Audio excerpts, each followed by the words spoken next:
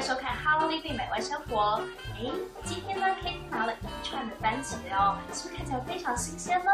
今天呢，我要分享一个是做意大利红酱的一个方式哦，做法非常简单，而且非常的自然哦，完全没有添加任何罐头的食物。那我们来看看今天的这个意大利面红酱该怎么做呢？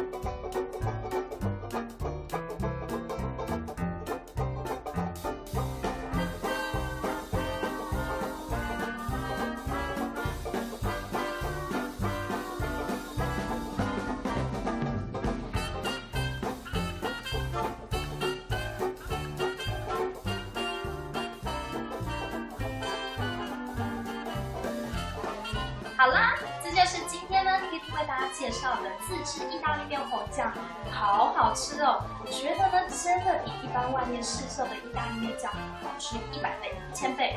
如果呢你喜欢 Kitty 更多的美味料理，请记得订阅 Hello Living 美味生活频道，记得哦，意大利面酱很好喝。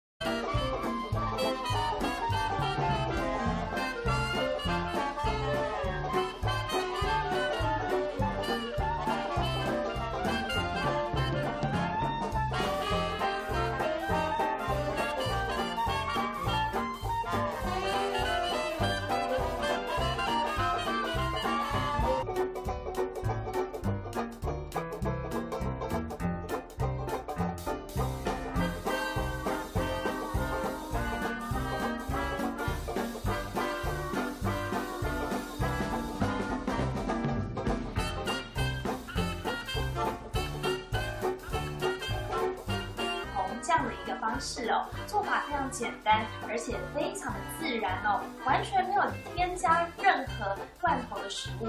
那我们来看看今天的这个意大利面红酱该怎么做呢？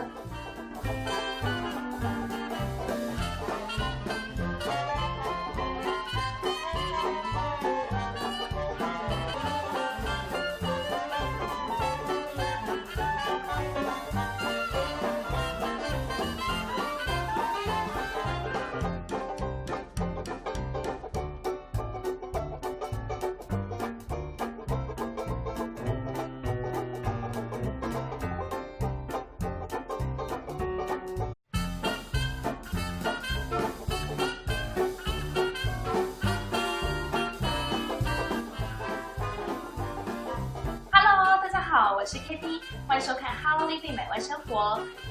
今天呢 Kitty 拿了一串的番茄哦，是不是看起来非常新鲜呢？今天呢，我要分享一个是做意大利